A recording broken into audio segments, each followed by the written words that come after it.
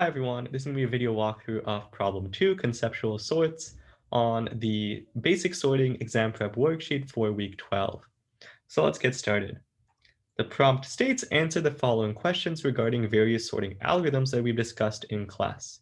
If the question is true or false, and the statement is true, provide an explanation. If the statement is false, provide a counterexample. So part A states, true or false, Quicksort has a worst case runtime of theta of nlogn, where n is the number of elements in the list that we're sorting. Okay, so what we can see here is that in Quicksort, the worst case runtime, if you recall from lecture, is not nlogn, it's actually n squared. Okay, so let's just kind of like put that in and try to figure out a counterexample. So this is false. The worst case runtime of Quicksort is theta of n squared. Okay, so a quick example of this is, suppose we have an array sorted in increasing or decreasing order. So what I mean by that is, suppose our array looks like 1, 2, 3, 4, 5, 6, 7, and so on, let's say. What's going to happen in this case is that every pivot we choose, if we keep choosing the leftmost pivot, is going to be bad, right? So what we see is that if we look at the steps of Quicksort on this array, what's going to happen is that we're basically going to be doing like a lot of steps for no real reward, right? So let's start off with, if I choose 1 as the pivot, notice that all of the other elements just go to the right of 1. Okay, then I'm just going to highlight 1 because we know it's in this position for the rest of the time. Then I choose 2 as the pivot, and all of these elements stay here, right? And then I'm going to highlight 2 because we know 2 is just going to stay here. Then we choose 3 as the pivot, and the remaining elements just stay to the right. Then we choose 4 as the pivot, and the remaining elements stay to the right. Then we choose 5 as the pivot, and the remaining elements stay to the right. Then we choose 6 as a pivot, and then 7 is just put here, right? So what we can kind of see here is that, oh, I have no idea how that happened.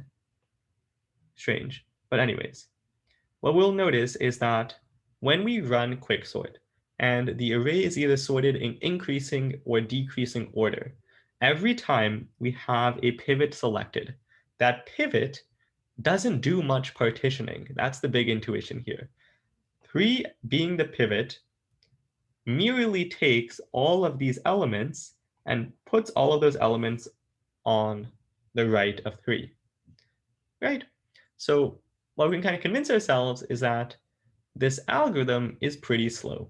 But why is it slower than nlogn? Let's try to formally figure out the runtime here.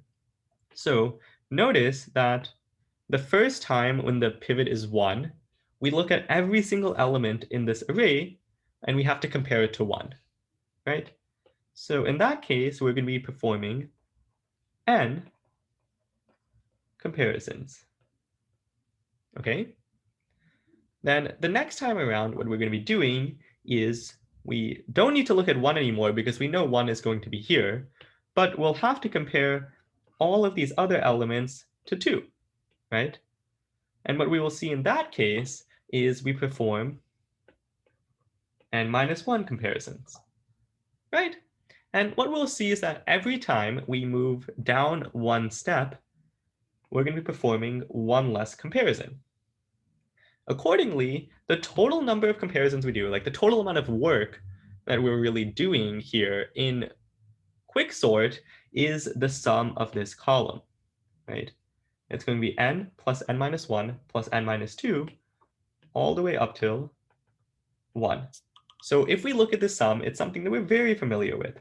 1 plus 2 plus 3 plus 4 plus n-1 plus n-2, or plus n, comes about to theta of n squared. So we can see that the worst case runtime of Quicksort in like this example, as we see, is going to be n squared. So that is the example. And let's move on to the next part. Okay. So part B says, if we have a system running insertion sort and we find it's completing faster than expected, what can we conclude about the input to the sorting algorithm? Okay. So before we dive into here, I'm going to give an alternate classification of the runtime of insertion sort. So the runtime of insertion sort can be written as theta of n plus k, where k is the number of inversions. Okay, so let's also recall an inversion is inversion occurs when a pair of elements in the array are out of place. That is, the smaller element in the pair is the rightmost element. Okay, so this is a lot of words, so let's kind of like see an example and it'll make a lot more sense. If I have an array, let's say I have this array, 7, 3, 9. Okay, actually, let's add one more element. Let's say 5. Okay, so what I'm going to claim is that 5, 7 is an inversion. Okay, if we look at the pair of 7, 5, we will notice that 5, which is the smaller element, is the rightmost element in this pair. So what that tells us is that 5 and 7 aren't sorted relative to each other, right? So that is an inversion, right? And what we can kind of notice is that when we have a lot of inversions, what tends to be the case is that a lot of the smaller elements are going to be on the right-hand side of our array. And all of the bigger elements are going to be on the left-hand side, right? So we can think about it is that if the list that we're given is close to sorted order, it means that there's not that many inversions, which then means that insertion sort is going to be pretty fast. Okay, so let's kind of put that down here. So if the given array is in nearly sorted order, this means that the number of inversions is low, which means that the runtime of insertion sort, theta of n plus k, is low since k is low. Okay, so that is the answer to part B. Let's move on to part C. So part C states, give a 5-integer array that elicits the worst case runtime for insertion sort. So the answer here is we can take an array of 5, 4, 3, 2, 1. And the idea here is we want our array to be in descending order. The intuition for that is at every step of insertion sort, all that we're doing is we take the element that we're currently at and we keep moving it to the left until it's in its happiest place, right? That is, we keep taking that element and moving it to the left until it's bigger than the element to the left of it, right? So in this case, what we'll notice is that every time we're at a given element, let's say 4, we have to move that element all the way to the beginning of the array. So we have to do a ton of swapping every time. The maximum amount of swapping, actually, we can possibly do. So what we'll see is that when we're at 5, 5 stays where 5 is. Then when we're at 4, 4 and 5 swap. Then when we're at 3, 3 has to go all the way in the beginning. So we get this state. Then we're at 2, 2 has to go all the way to the beginning. So we get this state. And when we're at 1, 1 also has to go all the way to the beginning, right? And what we'll see here is that this has to produce the worst case behavior because the most amount of swapping we can do when we're at a given element is swapping it all the way to the front, right? Like I can't move 2 more to the left than the front. So that is our answer. Okay, so heap sort is stable. So let's first recall what it means for an algorithm to be stable. So recall a sorting algorithm is stable if the ordering of equal elements is preserved. Okay, so what I mean by that is suppose we have the following array. Let's say we have 1, 2, 3, 2. Okay, so we have two 2's here, and I'm going to label them as 2a and 2b. If after executing this any sorting algorithm, we can ensure that 2a is earlier than 2b in the final sorted array, that means the algorithm is stable. Okay, so let's think about heap sort with this definition. When I'm running heap sort, let's say I have a very simple array. Let's say it goes 2a, then 2b. The first thing that we're going to do is take this array and make it into a max heap. So let's look at that max heap step. So when we look at our max heap, I'm going to make this a different color just for the aesthetic. Okay, so when we look at that max heap, we have 2a at the top, and then we have 2b here. Okay, right? Because what we'll do is that this is the state of our heap just by virtue of the ordering of the array. And then we bubble down to b, we bubble down to a, and then 2a stays where 2a is because they're equal, right? We don't need to bubble down equal elements. Then the next thing that we're going to do is perform 2 remove min operations. And then what we're going to see here is that it'll look like 2b, and then we're going to put 2a at the end of the array, and then we're going to remove 2b and put 2b here, right? So what we can kind of see here is that heap sort is not stable because when we have 2 elements that are equal, the ordering got reversed after we executed heap sort. So this is false.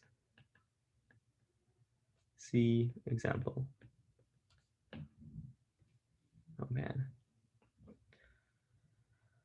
Okay, so part E states, give some reasons as to why someone would use merge sort over quicksort. So a couple advantages of merge sort is that we can ensure a better worst case runtime, right? Since the runtime of merge sort is theta of nlogn, whereas the runtime of quicksort is theta of n squared. So the worst case So another advantage is that merge sort is stable, whereas quicksort, when we use or partitioning, is not. Okay, and this is or partitioning. And I think the solutions has like a few more answers, so I think we'll move on to part F. Okay, so for some reason I already had the answers here, so let me quickly delete those. Okay, so part F states that you will be given an answer bank, each item of which may be used multiple times. You may not need to use every answer, and each statement may have more than one answer. Okay, so what we're doing here is that I'm making a claim here, and we're going to see for which of these algorithms above does that claim apply to. Okay, so the first claim is that the algorithm is bounded by a omega of n log n lower bound. Okay, so recall, for an algorithm to have a lower bound, it says to us that our function is never going to be able to be faster than this bound. Okay, so which algorithms here can never be faster than n log n? Okay, if we look at quicksort with Hoare partitioning as the pivot, we know that just by definition, it's never going to be faster than n log n. So we can put a here. And if we look at merge sort always takes n log n time, so it can never be faster than n log n, and we can also say it has a lower bound of n log n. Okay, if we look at selection sort always takes n squared time, so what we can say is that it's also bounded by an n log n lower bound, right? In this case, it's a bit iffier because it's never actually going to take n log n time, but we know that n squared is worse than n log n, so an n log n is a valid, but not a tight, but a valid lower bound. Okay, and then if we look at these last two, if the number of inversions is 0, right, if k is equal to 0, then we know insertion sort can take n time. And in heap sort, this is kind of an edge case, but it's possible that if all duplicates are given, heap sort is also theta of n because you don't really have to do any bubbling down. Okay, so let's look at these next two parts. The next question states that this function has a worst case runtime that is asymptotically better than Quicksort's worst case runtime. So we all know Quicksort's worst case runtime is theta of n squared. So which algorithms here have a worst case runtime that's better than theta of n squared? And if you recall from lecture, the worst case runtime of merge sort is theta of n log n. This is worst case. And that's also the same worst case as heap sort. But if we look at selection and insertion sort, they can take n squared as well. So the only two options here that work are B and E. Okay, so this next problem is a bit tricky. In the worst case, we perform theta of n pairwise swaps of elements. Okay, so let's walk through all of these options here. In quicksort, how much swapping do we do? Well, in the worst case, we have to do a fair amount of swapping, right? Since quicksort takes theta of n log n, and it's possible that every single operation is just like a comparison, right? Or every single thing that we do in quicksort is like a swap. It's possible that we do theta of n log n swaps in quicksort, right? And actually, that's not completely true. We can actually do more than theta of n log n. We can do theta of n squared swaps, right? An example of something that produces theta of n squared swaps, sorry about that, is if we have the array 5, 4, 3, 2, 1, and if I choose 5 as my pivot, notice that we're going to have to do a lot of swaps here.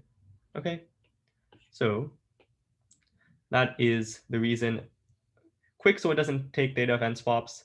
Merge sort will always take us theta of n log n time. So in the worst case, we also perform theta of n log n swaps.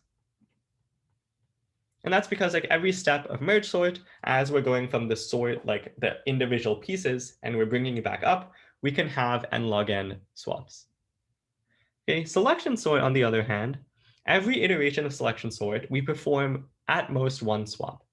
So in the worst case in selection sort, we're actually performing theta of n swaps. So we can put selection sort down here. Ooh, okay. I messed something up slightly, so let's backtrack a bit.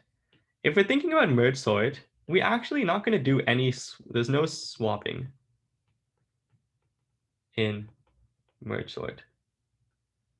Okay, this is a quick slip up by me, but if we think about merge sort, there's no real swapping that happens in merge sort. We create new arrays and we populate those new arrays with elements from the old array, right? If we have a bunch of sorted runs, let's say that we have 1, 2, 3, 4, right? What we're going to do is we take a new array and then we move 1, 2, 3, 4 into this new array. But we're not actually swapping, right? Swapping implies like swapping in the existing array. So merge sort actually has no swapping. That's completely my bad. Sorry about that. So that's the reason merge sort doesn't actually work. Okay, so heap sort. In heap sort, since the runtime is also nlogn in the worst case, we notice that every step of heap sort could like potentially involve a swap. So heap sort is also theta of nlogn in the worst case. And I skipped insertion sort, but we can see that if the array is in decreasing order, we have to do a ton of swaps, and the worst case number of swaps is also theta of n squared in insertion sort. Okay, so the only answer is C. So this next part is actually a bit trickier, and it states it never compares the same two elements twice. Okay, so if we never compare the same two elements twice, let's kind of think about which of these algorithms that works for. Okay, so when we look at Quicksort, what we're doing in Quicksort is that we have a pivot, and we partition about this pivot, right? Well, if we're partitioning about a pivot, it means we're only comparing ourselves to that pivot, right? So if we're only comparing ourselves to that pivot, what that means is that once we change the pivot, we're never ever going to compare that element to the pivot again, right? So Quicksort never compares the same two elements. So I can put A here. If we look at merge sort, what we do in merge sort is that we kind of have like two runs and then we merge those runs together, right? So suppose that we have an element here and an element, let's say here, in two runs, okay? The only time I'm ever going to compare these two elements is when I'm merging these two runs together. But once these two elements are part of the same run, we're never going to compare these two elements together again, because we know that they are in sorted order, right? So what we can kind of convince ourselves is that merge sort never actually compares the same two elements twice, because once we have two runs and we're merging them, that's the only time we ever compare elements. And once they're part of the same run, we don't have to compare two elements in the same run to each other. Okay, so merge sort is also a valid one here. And then in selection sort, we actually do compare the same two elements like several times, or it's possible that we do. Suppose that we have the following array. What's going to happen here is that we will say 6, you are the minimum. Then we will compare 7 to 6, and we'll say 6 stays the minimum, right? Then what we will do is that we will move 1 to the front eventually, and then we will say that the next time around, we know 1 is the smallest, so we keep it here. Then we say 7, you are the minimum. Then we say 6 and 7 compare to each other, and now we've compared 6 and 7 twice. Okay. So selection sort doesn't work here. Insertion sort actually does work here, right? If we think about insertion sort, what we're doing in insertion sort is we have some array, right? And the only time I'm ever going to compare C and D together is when I'm at D, right? And I'm swapping D to the left, right?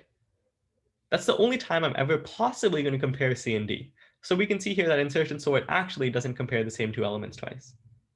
So we can put that down. And then heap sort, does actually compare the same two elements twice, or it can. And the reason for that is that whenever we have some sort of heap, right? Like let's say we have some heap,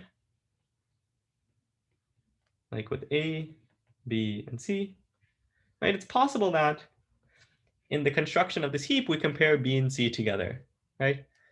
So a quick example of that is, let's say that